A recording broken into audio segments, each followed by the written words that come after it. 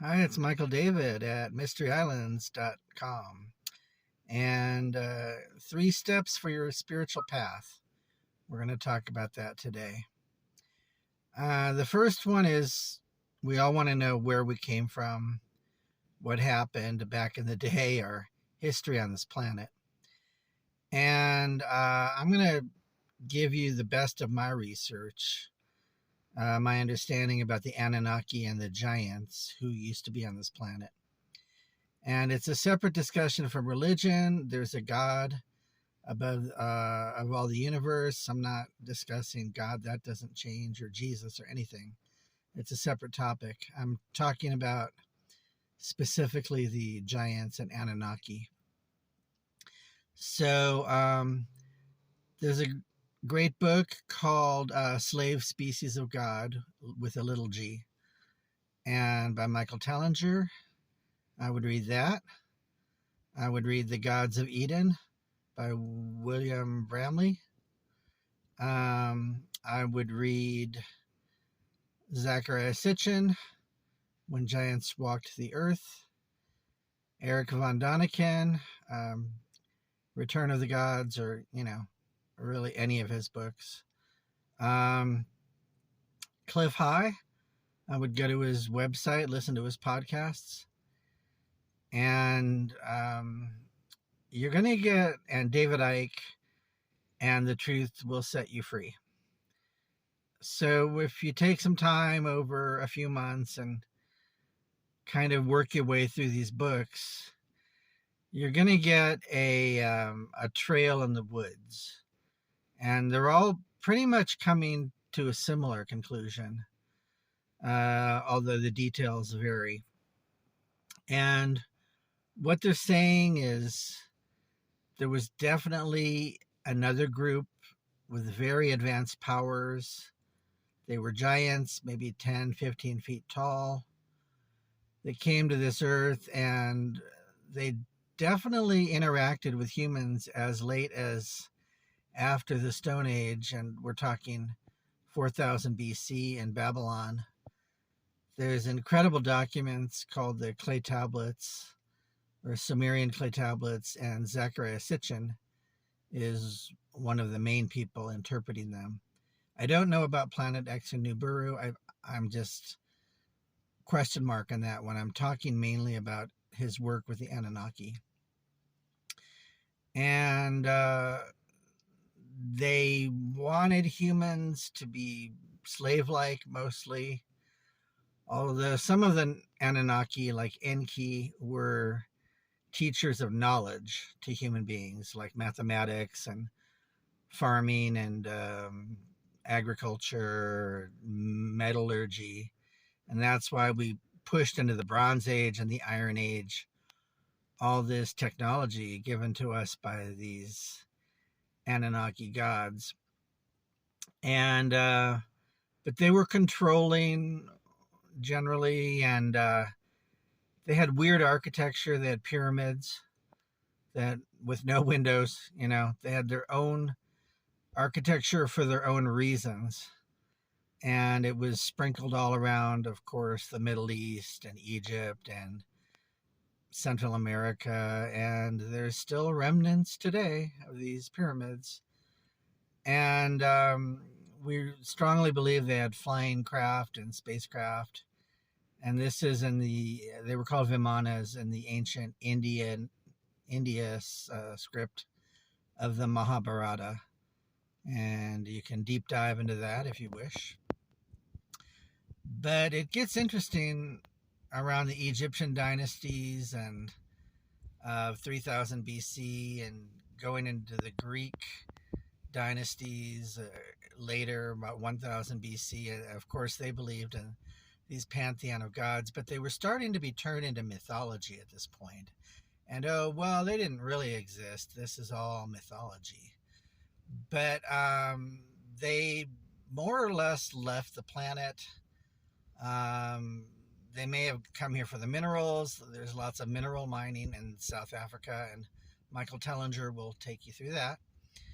And then they left at a certain point. Maybe they got what they needed, gold and silver, and medals, etc.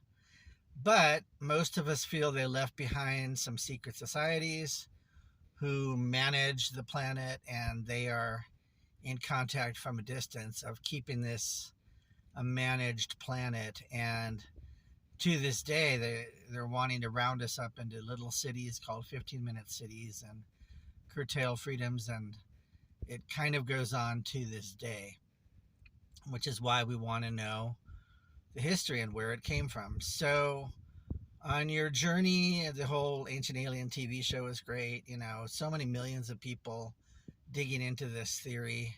Chariots of the Gods was this hugely successful movie.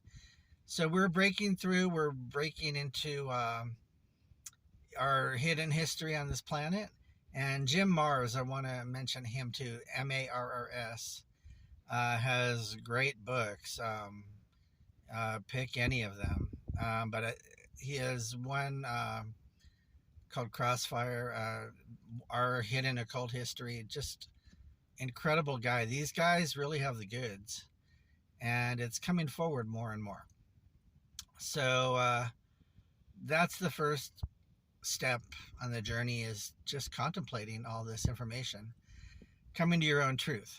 And I have 5 movies on the topic, and they are at mysteryislands.com. So anyway, the second step is to find a spiritual community. That could be a church, it could be a meditation group, it could be a discussion group. It's some sort of spiritual path that you're on, and you find a group to commune with. Traditionally, we do that Sunday morning, and that's when I do it. That's a great time. A lot of us are not working on the weekends, and it's that great Sunday morning, that time that's really special and a good time to contemplate. I go to a church. I personally go to religious science. It's kind of a blending of East and West and all the great religions of the world. And it's called a Center for Spiritual Studies now as well. And Unity Church is great, and there's many other ones out there. And it's really good to get involved. And the way I did it is by volunteering. I work in the video crew. And it wasn't until I got involved with the task that I started to meet more people. So just keep that in mind. If you just passively sit there at church and walk out, I mean, it may not quite be enough. People can be shy and guarded. And you might want to get involved in a task, like maybe making the food or something for the reception afterwards, being an usher, etc. And then you definitely meet more people. So that's an idea. But it could be, going to a meditation up on the top of a hill, and it's really great. You're going to meet amazing people and get more involved in the spiritual community, and start going to special events as well. Contact in the Desert is a huge event. Conscious Life Expo. These are huge events and great vendors. You can get all kinds of crystals and cutting edge supplements, and really connect with people. Find great health food stores. They usually have bulletin boards with events as well, and websites, of course. So the third step is your personal time, carving out a little bit of time each day, finding a place maybe in your backyard, a little quiet place under a tree, or a local park up on a hill or something, or maybe in a back office in your house that you can create with, candles and curtains and make it special. And then that's your place to do some personal journaling, write down some weekly and monthly goals, and each month kind of go over these goals and see where you're headed and where you're going. And just write down your thoughts in a journal and see your progress through life, so that you're on a pathway moving forward. You're not just kind of randomly drifting about like a ship in the ocean. And it gives you some path and direction, especially writing things down in a journal. I like to make lists and then cross them off as I go, and it's a good feeling of accomplishment as I cross things off. I I really like that tangible thing. So it can be your time of meditation and prayer, maybe 15 or 20 minutes a day. And that's your personal space and personal time. And so those are three really important steps on the spiritual journey. And you can definitely start with those three, and then we can move forward from there. But I wanted to share that with my audience. And I'm Michael David, and we'll see you next time. Namaste.